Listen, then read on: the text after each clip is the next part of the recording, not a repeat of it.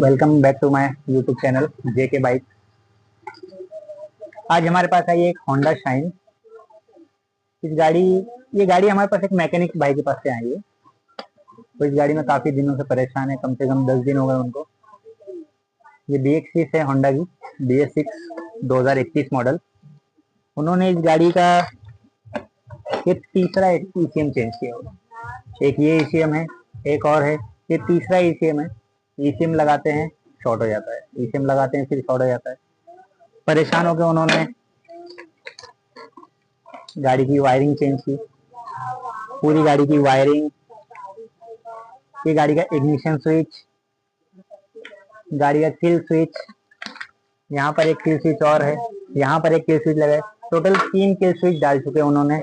गाड़ी की पूरी वायरिंग डाल चुके हैं, इग्निशन स्विच डाल चुके हैं।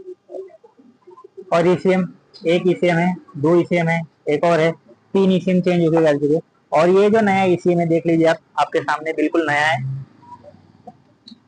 ये देखिए, ये ECM भी शॉर्ट हो चुका है। जब परेशान हो गए तो उन्होंने मुझे फोन किया कि आके देखिए जरा क्या है क्या नहीं। तो मैंने गाड़ी अपने वर्कशॉप पर मंगा लिया उनसे। ठीक है, इस गाड़ी का हमने चेक किया, इसका बार बार ECM यानी इंजन कंट्रोल यूनिट उड़ जा रहा है। शाइन में एक सबसे बड़ा ड्रॉबैक ये है कि शाइन के अंदर गाड़ी के जितने भी कंट्रोलिंग पार्ट्स है, एक्चुएटर हो गए, सेंसर हो गए, सबकी ACG है, बैटरी चार्जिंग, रिले, सब कुछ इसी के अंदर दिया हुआ है ECM के अंदर। पर लोड इतना दे दिया है कि अगर एक भी एक्चुएटर बंद हो जाता है, एक भी सेंसर वर्किंग करना बंद कर देता है, तो आपका पूरा ECM चेंज। एक ECM की कीमत 5800, 5800 रुपए। ये 3 ECM चेंज कर चुका है गाड़ी वाला। तो हमने कहा उससे कि ठीक है, अब इसमें प्रॉब्लम ये है कि करंट आ रहा है, सब कुछ है, लेकिन फ्यूल पंप वर्किंग करना बंद कर दिया। हम आपको दिखा सकते हैं कि फ्यूल पंप वर्किंग नहीं कर रहा है। ये देखिए गाड़ी का, मैं आपको पास लेके जाके आवाज सुनाता हूँ फ्यूल पंप की, कि आवाज नहीं आ रही है। ठीक है, ये रहा, मैं चाबी का स्विच ऑन ऑफ कर रहा हूँ, लेकिन कोई भी मूवमेंट नहीं है फ्यूल पंप में। ठीक है, तो हमने उससे कहा कि ठीक है आप ECM मत डालिए, हम आपको इसको बाईपास करके देते हैं, आपकी गाड़ी चालू हो जाएगी इसी ECM के ऊपर। लेकिन सबसे बड़े प्रॉब्लम यह है कि इसके अंदर इतने पार्ट, छोटे छोटे पार्ट्स है कि आजकल मैकेनिकों को बेसिक का नॉलेज नहीं है। उनको पता नहीं है क्या करना है क्या नहीं करना है। गाड़ी की वायरिंग शॉर्ट करना, अर्थिंग में बहुत सारे प्रॉब्लम्स है जिसकी वजह से ECM शॉर्ट हो जाता है। और नॉलेज ना हो तो इसका काम ना करें, किसी एक्सपर्ट से इसकी सलाह लें। तो हम अब बाईपास करके इसका जो फ्यूल मोटर है उसे चालू करेंगे और आपको इसका पूरा प्रोसेस बताएंगे कि किस तरह से हम इसकी बाईपास करके चालू करेंगे मोटर। ओके, तो हमने एक IC लिया है, 12 वोल्ट IC है। ये 12 वोल्ट को 3 से 2, 2.5, 3, 4 वोल्ट तक कन्वर्ट करता है 3 फेस में, 2 फेस से। ठीक है, तो ये आप देख सकते हैं कितनी फिनिशिंग में हमने ये IC रेडी किया है। पूरा सर्किट एक रेडी कर दिया IC लेके, ये सर्किट कंप्लीट हो चुका है। अब इसके कैसे कनेक्शन करने हैं आपको बताइए। इसमें एक कपलर दिया हुआ है, आप देख सकते हैं कि यहाँ पे इसका कपलर निकाल दिया है मैंने। ये जो कपलर है, जो वायरिंग में से कपलर आया है, ये मैंने अलग कर दिया। ये फ्यूल पंप एक अलग हो गया अटैच करके। ये इसका कपलर इसमें लगा देंगे। ओके, इसमें लगाने के बाद में इसमें 2 वायर है, एक को आपको प्लस देना है और एक को माइनस देना है। ठीक है, तो ये दोनों वायर को छील लेते हैं। ठीक है, और इधर एक अर्थ का वायर हम लोग ने निकाल के रखा है पहले से। इसमें एक अर्थिंग लगा देंगे, ग्राउंड, जिसको ग्राउंड बोलते हैं। ठीक है, ये ग्राउंड यहाँ पर कनेक्ट कर दिए। ओके, और जो मेन वायर है उसको ECM में जो येलो पे ब्लू लाइन जो आई हुई है, किल स्विच से आता है वायर, किल स्विच से जो वायर आया हुआ है, इसके अंदर आपको इसको कनेक्ट कर देना है। ठीक है,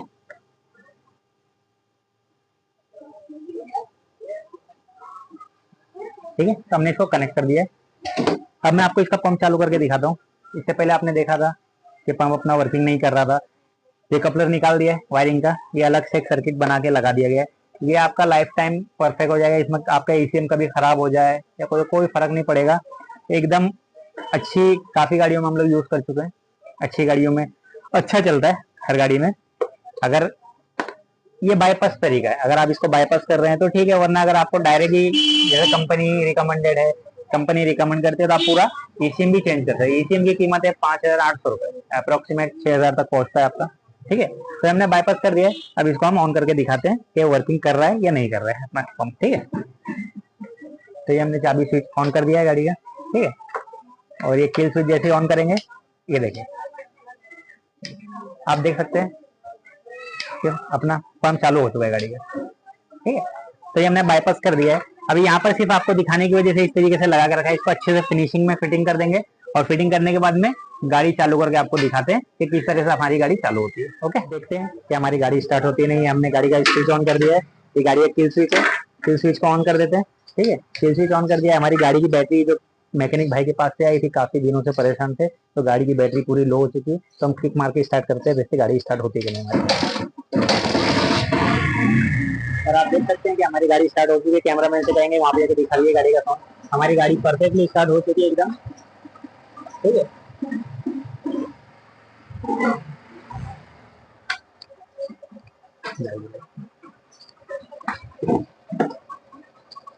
आपने देखा कि कैसे हमने ईसीएम को बाईपास करके आपका 5,800 रुपए का ईसीएम था, हमने कम से कम 30% अमाउंट आपका 30% में बना के दे दिया आपको गाड़ी।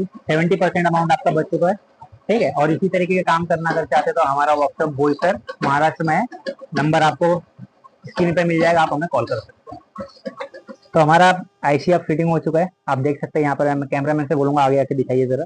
देखिए यहाँ पर कितना फिनिशिंग से हमने फिट किया है। बिल्कुल भी आपको वायरिंग में कोई कट नहीं दिखाई देगा, एकदम फिनिशिंग से। कोई देख बता भी नहीं पाएगा इसके अंदर ये एक्स्ट्रा कोई इसके अंदर फिटिंग्स किया हुआ है। आपको मैं दिखा देता हूँ कि हमारे ये जो कपलर है, ये कपलर है हमारा जो वायरिंग के साथ कंपनी देती है 3 फोर्स मोटर जो पंप है उसको वर्किंग के लिए। और ये है तो हमने अल्ट्रेशन करके एक्स्ट्रा बाईपास करके फिट किया है। ठीक है, तो ये हमने एक्स्ट्रा आईसी लगाया हुआ है, और इसको लगा के और मोटर को ऑन करके दिखाते हैं कि हमारा मोटर किस तरह से वर्क कर रहा है, प्रॉपरली वर्क कर रहा है कि नहीं कर रहा है प्रॉपरली।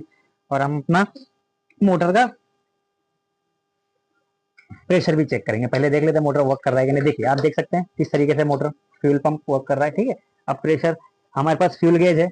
BS6 का काम करने वाले जितने भी भाई हैं सबको फ्यूल गेज बहुत जरूरी है। हर गाड़ी का प्रेशर अलग अलग रहता है, आपको देखना पड़ेगा कि आपका फ्यूल पंप का प्रेशर परफेक्ट है या नहीं है। मोटर हम जो हमने आईसी लगाया कहीं एक्स्ट्रा ओवर करंट तो नहीं दे रहा है। मोटर अगर फास्ट चलेगी, प्रेशर बढ़ जाएगा तो भी आपकी गाड़ी प्रॉब्लम देगी। ठीक है, तो हम प्रेशर चेक कर लेते हैं हमारा मोटर परफेक्ट वर्क कर रही है या नहीं कर रही है गाड़ी। ठीक है, तो हमारा ये प्रेशर है। अब हम किल स्विच ऑन करेंगे, किल स्विच ऑन करते हैं। 38 PSI परफेक्ट, आप देख सकते हैं कैमरे में 38 PSI परफेक्ट प्रेशर है एकदम होंडा शाइन के लिए। और हमारी मोटर प्रॉपरली वर्क कर रही है, जो हमने आईसी लगाया है एकदम प्रॉपर परफेक्ट फिटिंग हुआ है और किसी भी तरीके की तकलीफ नहीं है। अब हम गाड़ी स्टार्ट करके दिखाते हैं आपको ये पंप पे गाड़ी स्टार्ट कैसे होती है। हमारा पंप चालू हो चुका था गाड़ी का, हमारी गाड़ी चालू हो चुकी थी। लेकिन अभी सबसे बड़ा जो मेजर फॉल्ट था गाड़ी के अंदर कि इसका ECM इंजन कंट्रोल मॉड्यूल या ECU इंजन कंट्रोल यूनिट, ये 3 कंट्रोल यूनिट जो है ये खराब हो चुके हैं। तो इसको एक मैकेनिक था, उसने एक रिप्लेस किया, फिर से वो शॉर्ट हो गया, दूसरा रिप्लेस किया। लेकिन ऐसा क्यों हो रहा था, तो उसका सबसे बड़ा प्रॉब्लम ये था। देखिए मैंने आपको पहले ही बताया था कि उसने वायरिंग चेंज कर दिया था गाड़ी की। ये इग्निशन स्विच है, इग्निशन स्विच चेंज कर चुका था, किल स्विच चेंज कर चुका था। लेकिन उन्होंने गाड़ी की इग्निशन कॉइल चेंज नहीं की थी। इग्निशन कॉइल चेंज नहीं करने की वजह से करंट बैक मारता था। गाड़ी की कॉइल जो है उसको सपोर्ट नहीं कर रही थी, करंट बैक मारने की वजह से इसका ECU बार बार शॉर्ट हो जा रहा था। तो आप सबको मैकेनिक भाइयों को यही सजेशन है कि जब भी शाइन गाड़ी, खास करके जो शाइन गाड़ी है, स्पेशली शाइन के लिए, कि अगर शाइन का जब भी ECU आप रिप्लेस करें तो साथ में लॉक सेट और इग्निशन कॉइल हमेशा रिप्लेस करें। और इग्निशन कॉइल शाइन BS6 की ओरिजिनल ही डाले, किसी और गाड़ी की यूज ना करें। ओके,